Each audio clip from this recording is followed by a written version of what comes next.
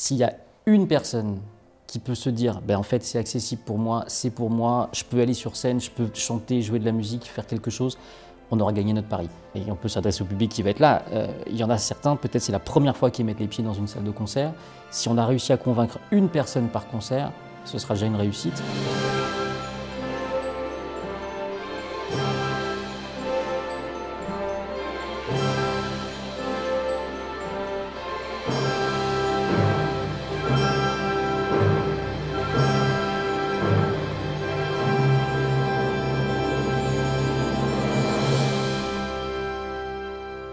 Ce qui nous intéresse au départ, c'est toujours la philosophie qui nous a animés dans Playing for Philharmonie, c'est de pouvoir accepter tout le monde, c'est de pouvoir prendre conscience à n'importe quel chanteur, à n'importe quelle personne ordinaire, qu'elle pouvait faire quelque chose d'extraordinaire en s'en donnant les moyens. Le travail des chefs, c'est justement de mettre en harmonie toutes ces voix, rechercher les équilibres entre les sopranes, les ténors, entre les altos et les basses. C'est tout le travail que l'on fait en répétition avec Rémi, avec Léo. Ce qui m'a motivée, c'est le fait que ce soit improbable de participer à un concert à la Philharmonie de Paris. Il y avait quelque chose d'incroyable, d'inatteignable, d'impossible. Attention, il faut attendre que les basses passent sur le sol avant de passer sur le ré. Encore une fois, 5e mesure, et.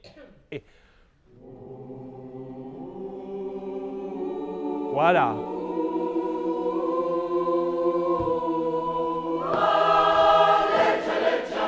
Je pense que le plus important, c'est écouter en fait. Parfois, quand on est amateur, on a du mal à la fois à gérer sa partie, à écouter.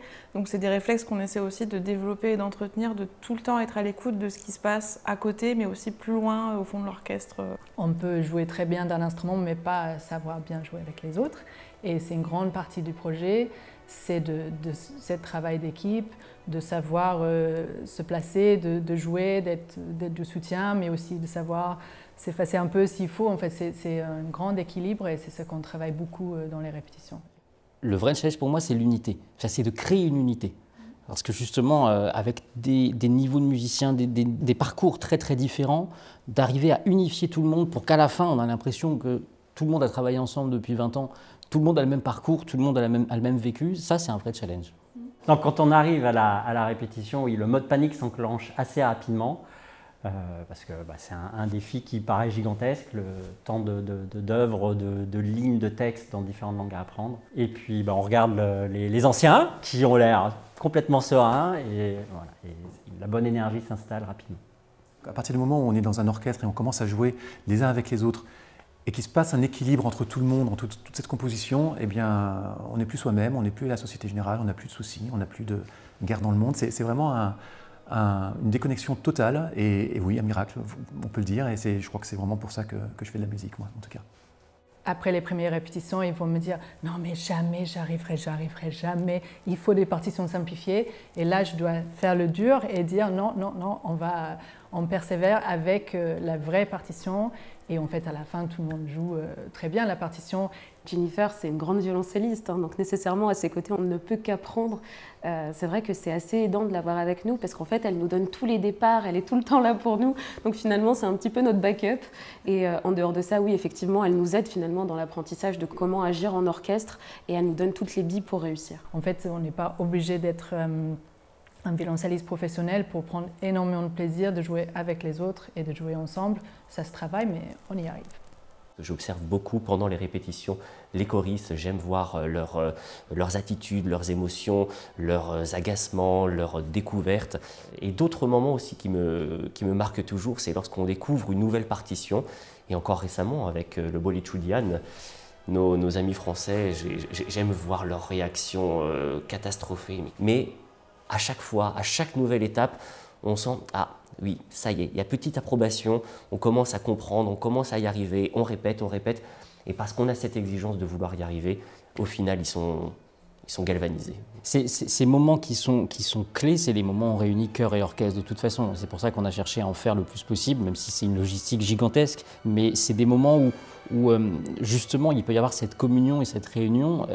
La réussite, c'est quand l'orchestre et le chœur font corps ensemble même, en fait, s'écoutent, réagissent ensemble et font de la musique ensemble. Et on est avant tout là pour ça, avec les chefs de chœur aussi de l'autre côté. On est là pour mettre tout le monde en même temps, mettre tout le monde dans le même bateau et qu'ensuite ça navigue jusqu'au bout ensemble. Dès qu'on joue tout doucement, tous ensemble et que c'est équilibré, voilà, la magie, le bonheur. J'ai toujours considéré que l'exigence que j'avais avec moi-même, qui est l'exigence que j'ai avec les professionnels avec lesquels je travaille, que ce soit avec des orchestres ou avec des chœurs, est toujours la plus grande marque de respect que je peux leur apporter. Et ce respect-là, je l'apporte également aux amateurs. Ce qui fait que, d'ailleurs, dans les répétitions, je suis très exigeant. Naturellement, je sais qu'en face de moi, les chanteurs n'ont pas forcément les mêmes moyens qu'un chanteur professionnel. Mais je ne vais jamais leur dire que c'est bien si je ne trouve pas que c'est bien. Le moment que j'attends le plus, c'est le moment où on rassemble tout le monde, où tout le monde se réunit pour la première fois dans le même lieu, à la Philharmonie. Les chanteurs indiens, les chanteurs tchèques, les chanteurs parisiens, ils ont rêvé pendant 1 an, ils ont travaillé d'arrache-pied pour ce moment-là.